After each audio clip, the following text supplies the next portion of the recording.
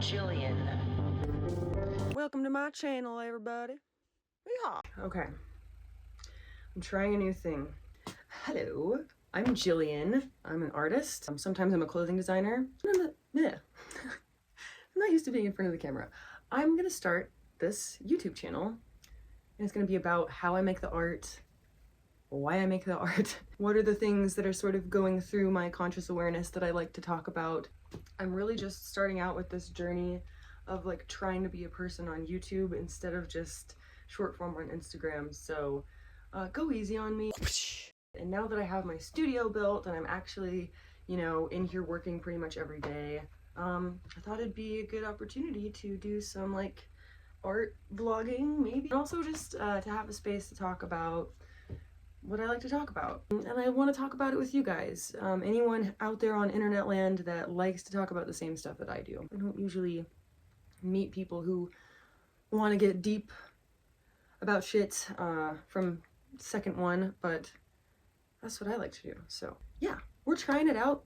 I'm gonna share with you in this video some sort of reflections on what I want to see in 2025, what I've learned in 2024 and like the years prior, and kind of like where I'm gonna go next with life and things. Okay, so here's the video. So it's a new year, it's 2025, it's January 2nd today, and yeah, over on the Instagram I shared a little video about kind of what are my catchphrases for the coming year. Like every year I like to kind of think about what's going on in the past year and what I want to carry through, what I want to see more of, and what I absolutely don't want anything to do with, which quite a bit of that. Let's talk about some of these things. Are you guys thinking about any of these types of concepts? So let's go. 2024, the best, worst year in the whole fucking world. First of all, 2024 was just absolute shit.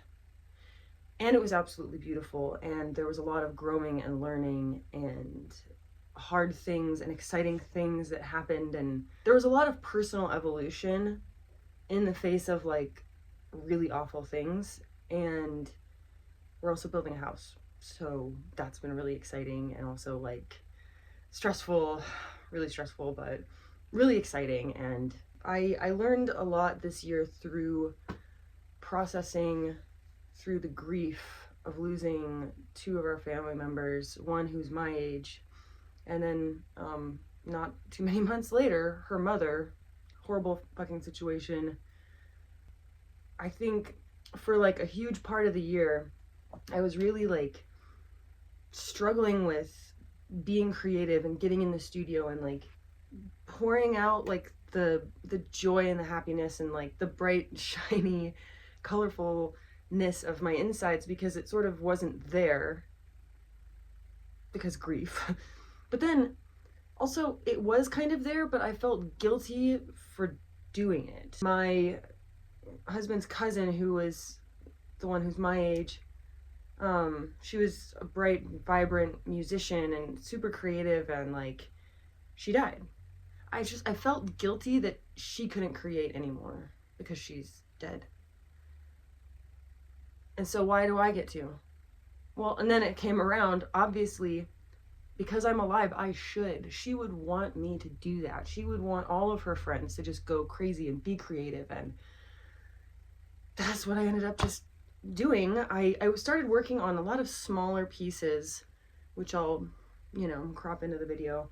There was a lot of these smaller pieces, like 8x10s, little gestures. I kind of like just got a bunch of different photographs printed out, had no idea, like no plan about what I was going to be doing. And it was really therapeutic, and like all the pieces were kind of moody and deep, and like they all kind of, you know, they all go with the characteristic like bright rainbowy stuff because it's all my art.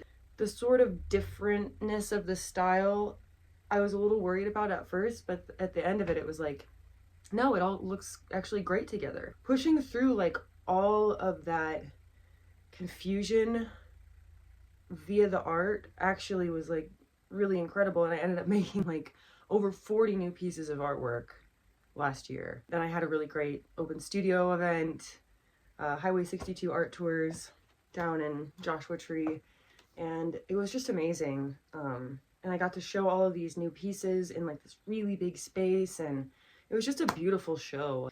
Feeling proud of myself for doing something creative wasn't something I was expecting last year, because so many bad things happened. And ultimately, I did bring back the crazy, bright, colorful stuff. Like, finally, sort of at the very end, in the last like couple of weeks before the show, it just came together for me.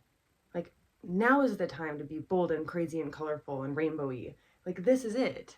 And I ended up finishing these pieces really quickly that I had actually started way earlier in the year, in like January or February, and then just they sat there because I couldn't bring myself to be bright and colorful. Yeah, what a whirlwind year it has been. And after the art tour, art show, I came back in here and really reorganized my entire studio space. So I put up these big, beautiful, yellow dyed drop cloth curtains over my windows that go all the way from the floor to the ceiling. I moved my couch around. I have like a dedicated "this is where I paint" area now, which I didn't before. It was just kind of like a roving crazy zone where I had about like 5 square feet of movable like area that I could walk in. And that really felt good. It felt like that was sort of setting the tone for what's to come. And also the election was right around there. That happened. Not to get political, not stoked about it. But it felt like that's another weird, energy that's really hard to deal with. And instead of deciding to like live in my anxiety and fear with the election, it was like, you know what? I'm going to nest right here. I'm going to make this space my happiest, best, most functional space. And God, it felt really good. And I think that kind of like, I'm not going to live in fear. I'm not going to live in sorrow, even though there is sorrow around. There was so much sorrow around last year. I moved through it because of my gratefulness for being alive, like my gratitude for my life. Like, I can walk on 2 feet, I can hike, I can jump around, I can cook things, I can eat things, I can make things. It's like taking responsibility for your own existence in the way that you decide to respond to something. Some things are unavoidable. Death, unavoidable. Bad results of elections, unavoidable. Just things that you would rather not have happen, unavoidable. But what we get to do, because we're free agents in reality, right? We get to approach that thing and do with it what we will. And I just realized, over the past, especially a couple of years, after my husband's cousin had this horrible accident, I learned to have that gratitude. I'd never really like practiced that before. And that was the only way for me to deal with the fact that, she ended up in the state that she did and ultimately passed away. So yeah, I think that like really the meat of what I learned through all of that, there's a few different things. One thing is I learned too little too late, but I learned the types of people that I want in my life. And they're the types of people like my husband's cousin and his aunt. Really sweet, generous, like big-hearted people. People who just show up with joy and love and Thanksgiving, and they offer gifts of art and music, and they walk with a peace and with a purpose too, even if like the future's really uncertain. They're just showing up, and they're so strong and capable and beautiful spirits. Like, I want more people like that. And it's on me. I've dealt with a lot of really, really messed up people in my life.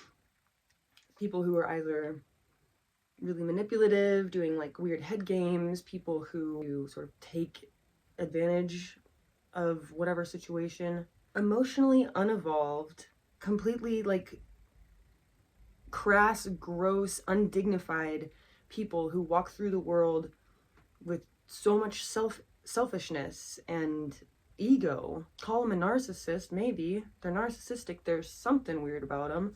But there's just been so many of those people. And, well, over the years, since I've gradually gotten rid of all of those people out of my life, I started to figure out, okay, here's how I recognize those types of people. Here's how to not have those types of people. But what I also wasn't really recognizing was how to find the good ones.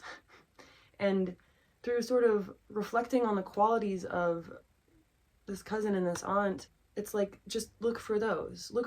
And now I've actually been able to sort of gain a little more trust and in myself, that I know how to find good people. And then I'm trying to trust myself and those good people that I can open to them. Like, I can be in friendship and community with these people.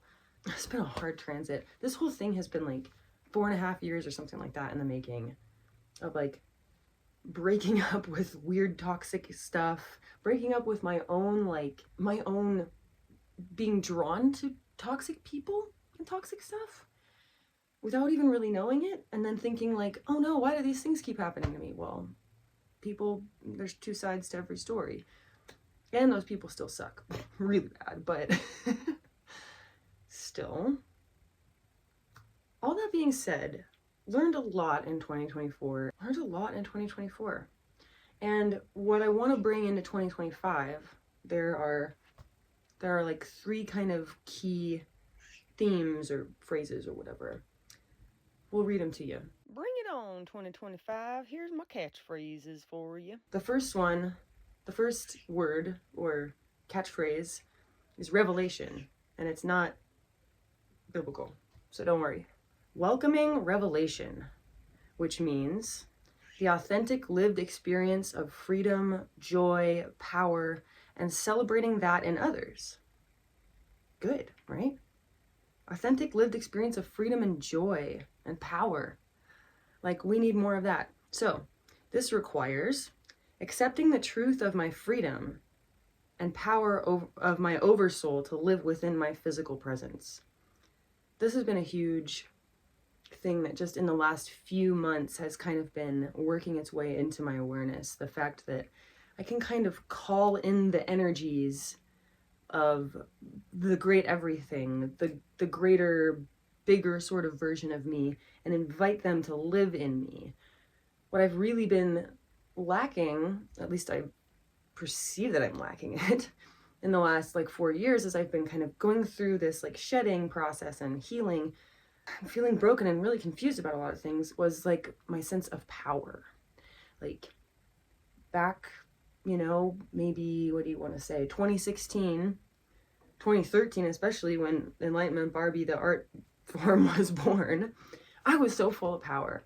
I was so full of confidence. I was so full of just that juice, that everything juice from reality. And things happened, and then I lost it. And I've been trying to get myself to a more grounded and centered place in the last several years, to where I finally feel like, oh, I can invite that power back in. That's really cool. So the next point is letting go of expectations, both from myself and the imaginary other. What does that mean? I mean, for me, a big hang up is that I still feel the need to be perfect. I still feel the need to be liked by everybody. I'm a recovering people pleaser. These things still kind of get in there. But if I expect nothing from myself other than show up and do good things and have fun and spread joy, that's perfect. That is perfect. To allow sort of the spontaneity of whatever goes on creatively to sort of pour in whatever way it wants, how beautiful. And that's what I'm sort of doing in the studio now. Oh yeah, and then of course, like, I'm not always gonna be like the perfect wife. Like sometimes I fuck up the dinner, but I always try. And usually it's really good. So I'm not always gonna feel like I am showing up perfectly for this person in my life. But that's okay. I'm not perfect. No one's expecting me to be perfect except the liar that's in here. Let go of that and let go of the fact that anyone else actually expects you to be perfect either. Nobody's like that serious about you needing to perform at like a perfect level for them. And if they are, you probably don't need them in your life. Say that again, right? If anyone's actually that concerned about needing you to show up perfectly in the way that they want, you don't need them in your fucking life, because that's a person who's manipulative and controlling, and we can just leave them in the freaking past, okay? The other part, the imaginary other, we often project the idea that someone wants something excellent out of us, when in reality, you know, that person is totally okay with however we show up because they just love us, they just like us. They're not concerned with us being high performers. So when I say the imaginary other, I'm not only referring to what we project onto other people as far as their expectations of us, but also sort of like this projected expectation that we're imagining from like society, the culture, the masses, like whatever. That's bullshit. It's all sort of made up in our imagination based on what we tend to see on the internet, based on what we kind of grab onto and interact with as far as different content or different viewpoints or blah, blah, blah, blah. That's not real. It's just what we've imagined. So get rid of all those expectations, I think, and that would open us up so much more to like revelatory experiences. Let it all go, relax, worry less. That's a good idea. Another thing that welcoming revelation requires is, yeah, I guess I already sort of talked about this, but giving up perfection in favor of presence. I love that. In other words, focusing less on pent-up dialogues and more on the entirety of experience itself. So that kind of like ties in with the last thing I said, right? Where we have this like projected other that we think is like asking and demanding all of these things from us that are like making us freak out.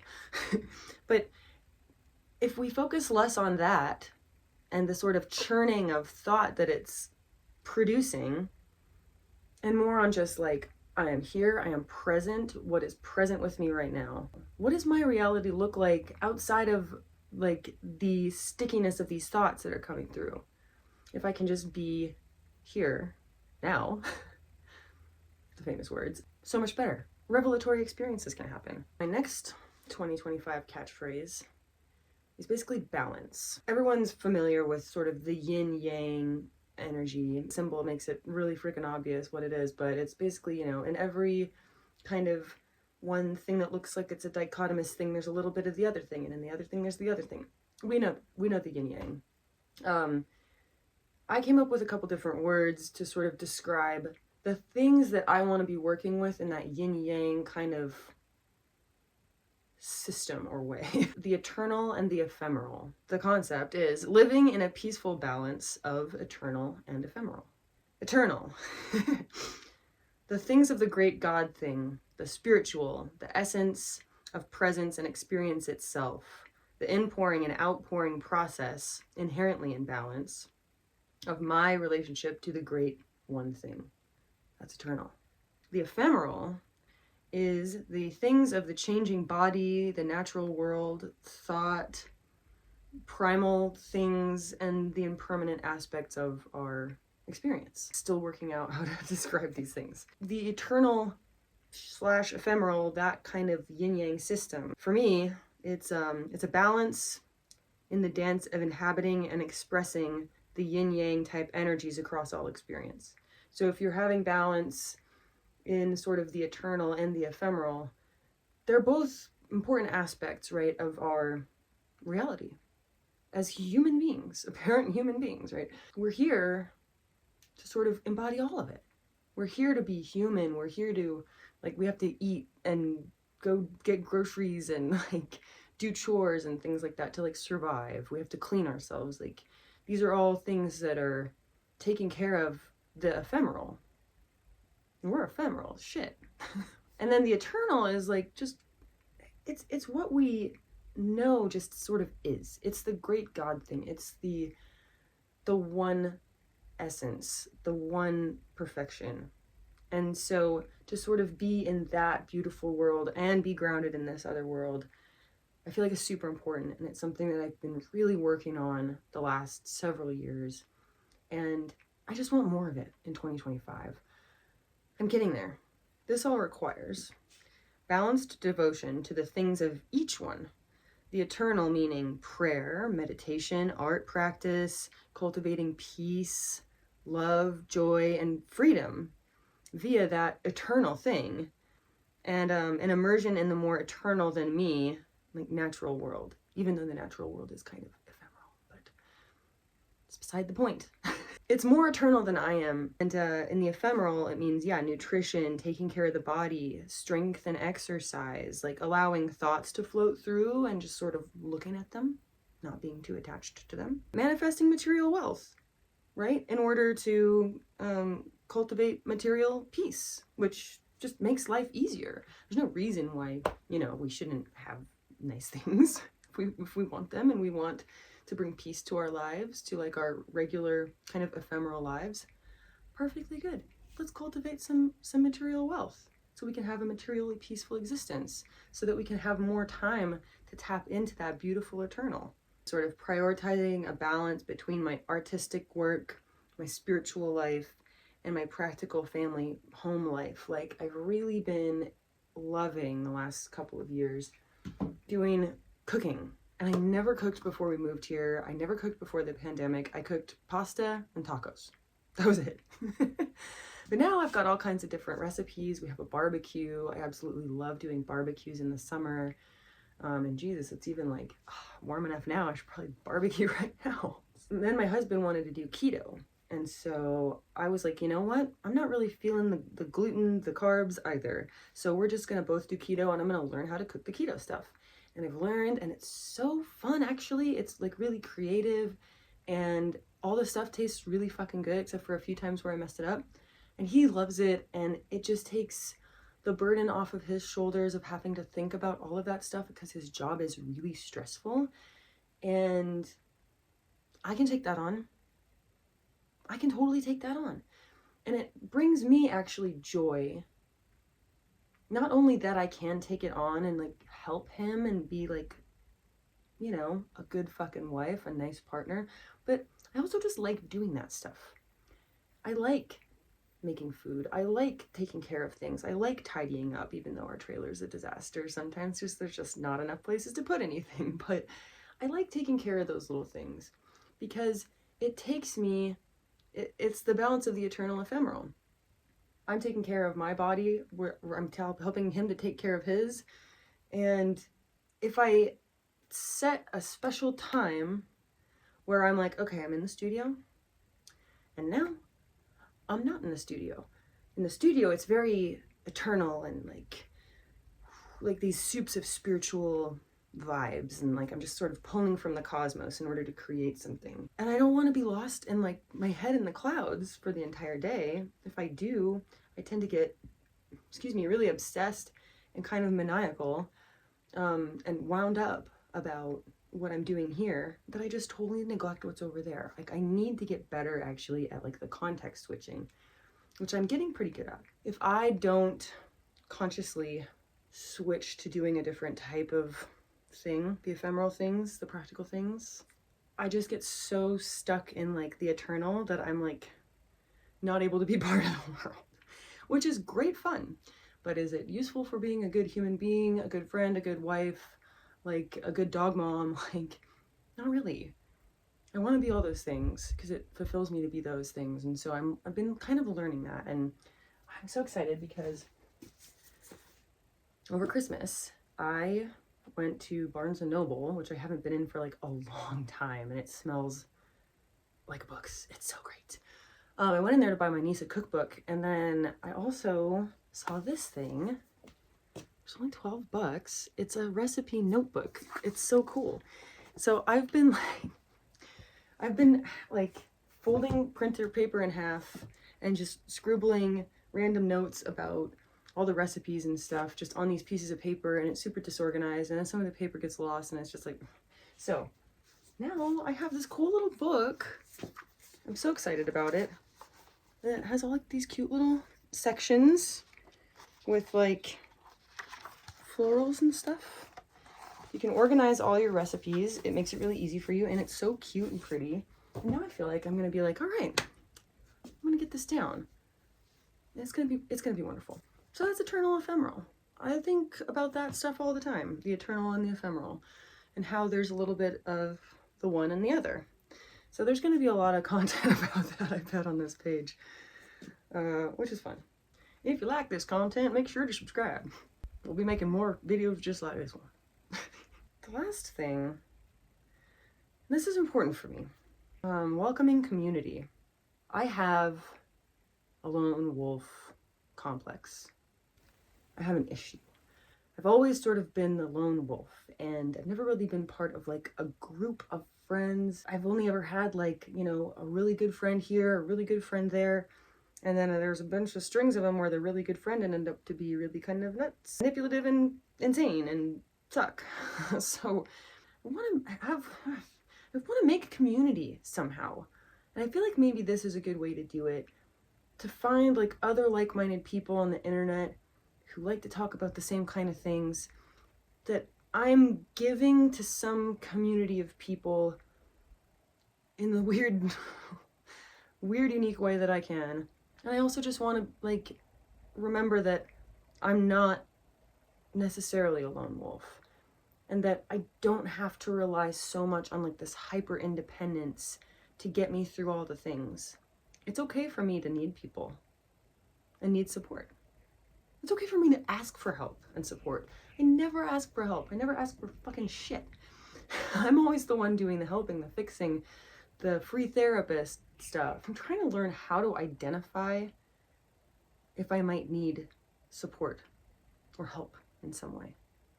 And I'm trying to figure out what would that even look like? Because I don't know. My relationship with my husband is excellent, but also I forget to ask him for help. I just do everything myself, and it bugs him. He's like, why don't you just let me help you? Like, because I've got it. So I want to let go of the hyper independence, and I want to try and figure out where are my like really quality people that I'm meeting. How can I learn to trust them a little bit? How can I learn to open up to them a little bit? I meet some really amazing people out here. Like the highest concentration of good ass people on the planet, like, swear to God. At least I've been that lucky. Learn to identify your over independence. Learn to identify moments when you need support. Drop your pride and be willing to show your imperfections with people. This is important, not just in front of them. This is a huge part of it, okay? I learned last year that I can be with people.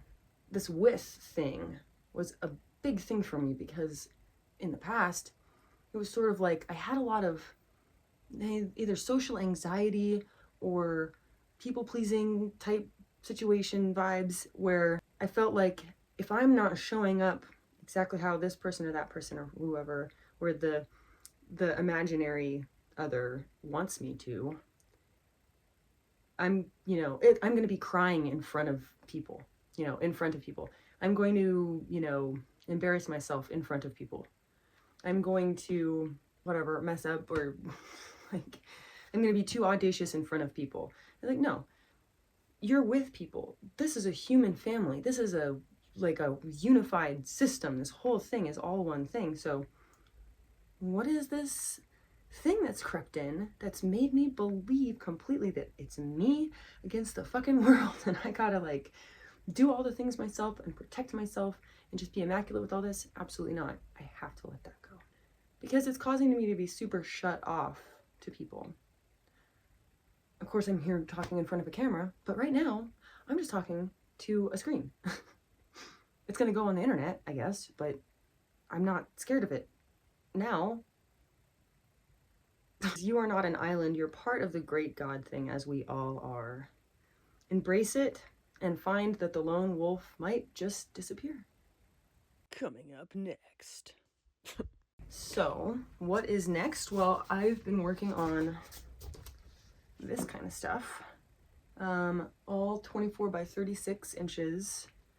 And, I mean, I'll give you a little video tour of her in a little bit, but stuff like this, stuff like that one right there, stuff like this one, which is really wonderful. And what I'm doing with these, they're really more of like a quick gestural thing. Even though they're really big, let me put her down. Even though they're really large, I'm working quickly. It takes a few days maybe to finish these. Because I figured out a really good technique to sort of start the pieces, and this is crucial. I also figured out that if I don't plan a single part of it, except for the fact that I want that face with those hands or whatever, and maybe this kind of color palette, we just start. We see what happens, and it's really exciting, and it's more like, it's making me feel so much more attuned to sort of the energies that want to come through me. I'm really opening myself to the spontaneity, the like little things that I'm thinking about that day to like inform what the piece ends up being about. And it's really fun. And I'm going to keep working like that, and I'm going to show you guys sort of my process. Probably we'll go through like an entire piece in the next video, and I'll show you how I'm doing it and what that's like. So I used to work really big in college, like this kind of size and like a bit bigger, and I worked really fast, and I could finish a piece in like a day, and I really loved that. I loved that kind of quick energy. Like you can really get out like this kind of quick instance of how do I feel today, how do I feel this week type energy. And when I moved out here and I built the studio, I decided like, you know, I'm really learning patience. I'm learning to like live more like a slow paced, intentional life. And I wanted to work on some art pieces that were sort of more slow and intentional. And I took on a project that ended up taking me like 6 months because I was so detail oriented about it, and it was so tight. It's so cool. Like, so happy I did it. But it became this thing where when I'm gonna go in and approach working on this thing, it felt daunting because there's still so much work to do, and how am I ever gonna finish it in time for the exhibition of the thing? And it started to feel like it was a labor of love, but the labor was a little too laborious. Like, so I like to be able to do these because I can knock them out in just a couple of days. It's always like I'm feeling like I'm working on something fresh. I'm working on something that's sort of being revealed to me, and that energy for me tends to be very quick right now. So I'm back to working quickly, and I've done these 3 so far. That one back there is that that one, the orange one, is not finished yet, but it's getting there, and that's what I'm going to be doing in 2025. So yeah, I'm pretty excited. I'm excited to try this YouTube thing, and I hope you stick around for whatever comes next. Thanks for watching the video, and I'll see you next time. Thank you for visiting. You are awesome, and you better come back soon. If you like this content, make sure to subscribe.